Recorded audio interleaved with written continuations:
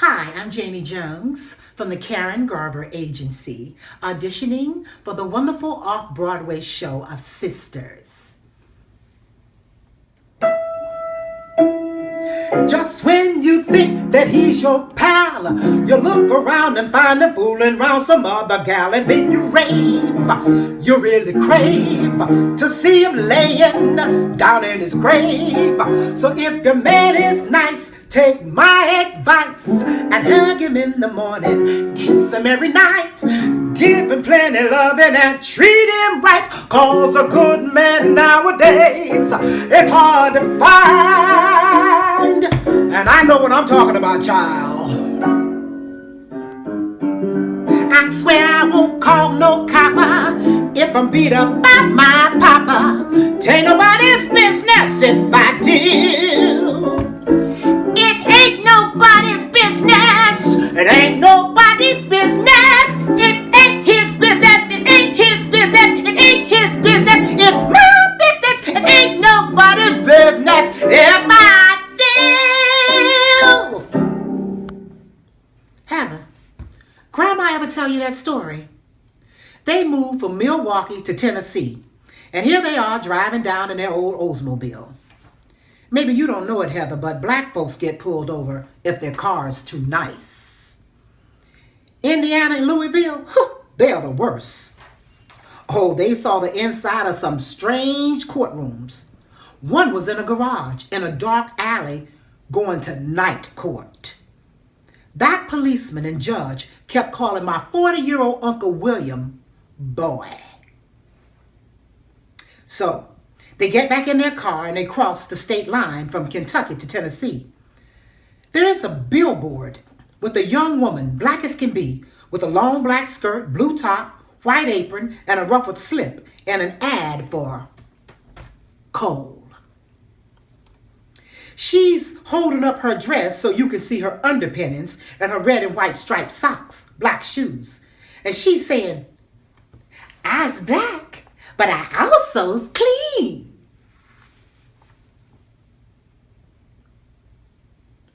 Just then, they see something burning up ahead. And as they get closer, they see a bunch of white hoods. So they both crouch down. Uncle William can hardly see the road. And neither of them says a word for 50 more miles. They should have turned that car around and gone straight back to Milwaukee.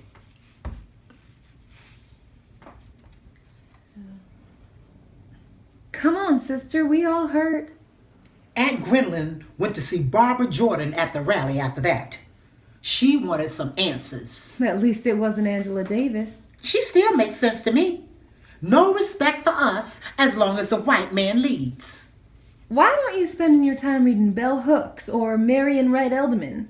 Because they're too soft. You think Bell Hooks is soft?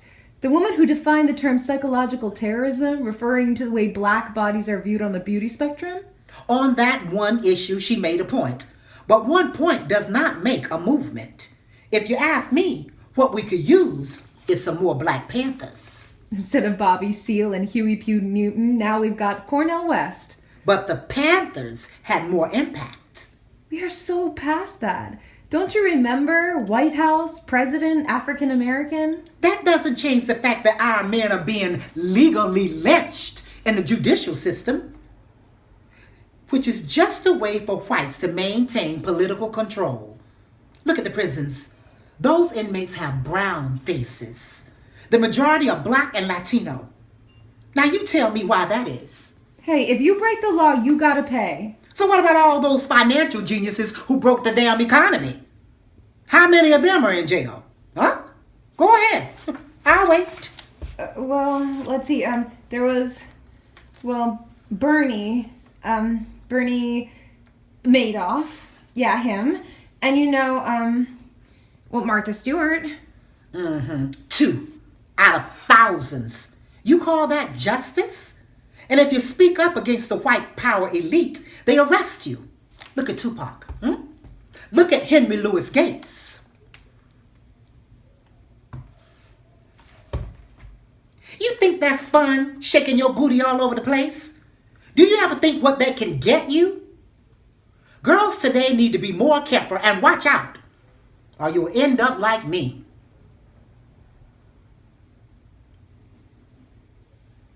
I was just 13 years old. And it wasn't any white boy either. It was one of the brothers. Thought he was some cool dude too. When I pushed him back, when I said no, when I cried stop, he just took that as a challenge. I ran home and told my mama everything. Daddy got real angry.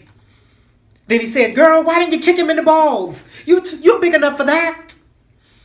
And don't you think that we can call the cops?